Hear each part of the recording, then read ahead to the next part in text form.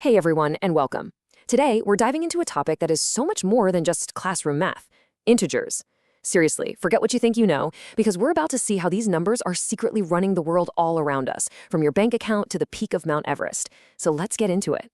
So here's our game plan. First, we're going to explore the integer universe and see where these numbers pop up in real life. Then, we'll get into the super important rules of signs. After that, I'm going to let you in on some of math's secret shortcuts. And finally, we'll put it all together and master the order of operations. You ready for this? Let's do it. Okay, first up, let's explore the integer universe. It's one thing to see numbers written down, but it's a whole other thing when you realize they're actually hidden in plain sight, describing literally everything from the weather outside to your personal finances. So let me start by asking you a question. Just think about it for a second. Temperature, sea level, and the money going in and out of your bank account. What's the one thing that connects them all? Well, the answer is integers, and it's actually pretty simple. Integers are all the whole numbers you already know, like 1, 2, 3, and on, but they also include their negative opposites, and right there in the middle, you've got our hero, 0. The most important thing to remember is they don't have any messy fractional or decimal parts. They're clean, whole numbers.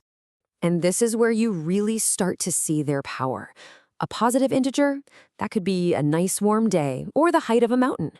But a negative integer describes the exact opposite: a freezing cold temperature, money you've withdrawn from the bank, or maybe even a penalty in a football game. They give us a perfect way to talk about these opposite situations. Okay, so now we know what integers are. Let's get our hands dirty and figure out how to actually use them. Think of these rules as your essential toolkit. Once you get these down, you can solve pretty much any integer problem that gets thrown at you. Adding and subtracting really just comes down to two simple patterns. If the signs are the same, like -11 plus -12, you just add the numbers like normal and keep that negative sign, so you get -23. Easy enough, right? But if the signs are different, you find the difference between the numbers and then you just steal the sign of the bigger number. So for 23 plus -40, the difference is 17. And since 40 is bigger, the answer becomes -17. See? Once you spot the pattern, it all just clicks. All right, on to multiplication, which is just as systematic. Rule number 1 is the one we all learned in grade school. A positive times a positive is, well, it's always positive. No surprises there.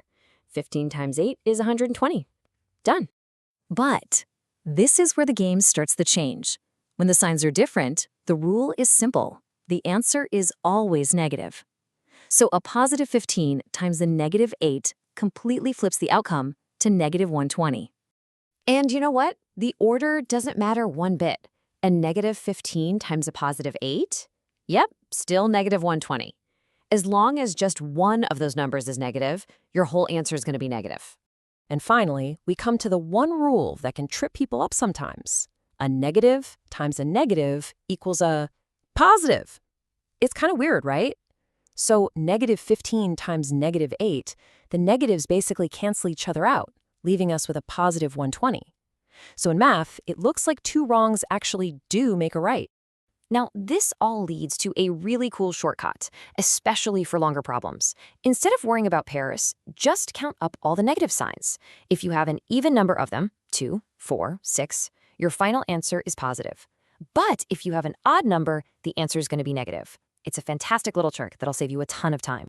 Let's pull back the curtain for a minute and look at some of the secret techniques that make math not just easier, but way, way faster.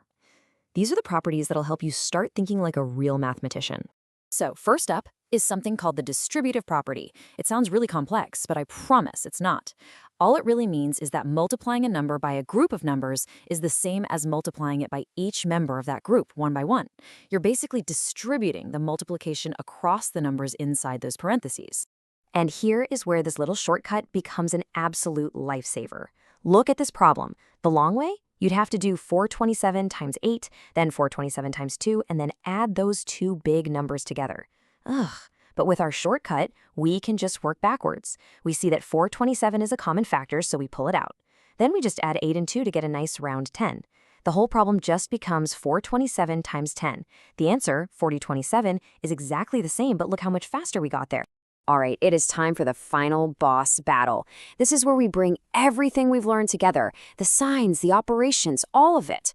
But to make sure we always get the right answer, there's one last crucial concept we have to master: the order of operations.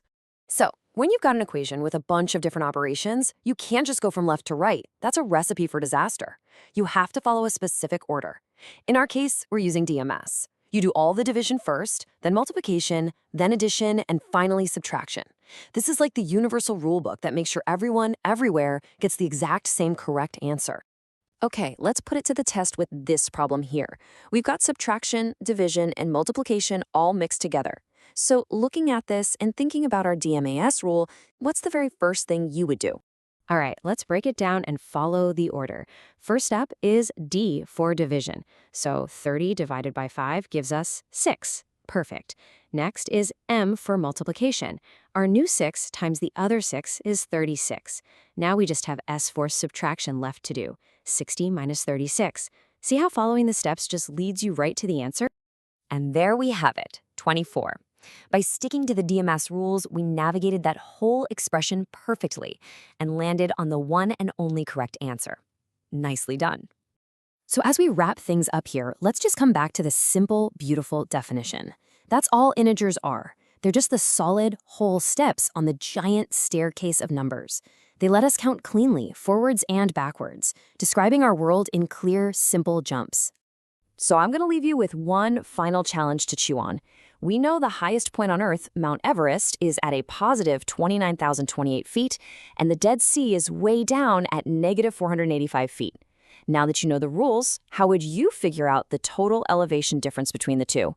I'll let you think about that one. Thanks so much for watching.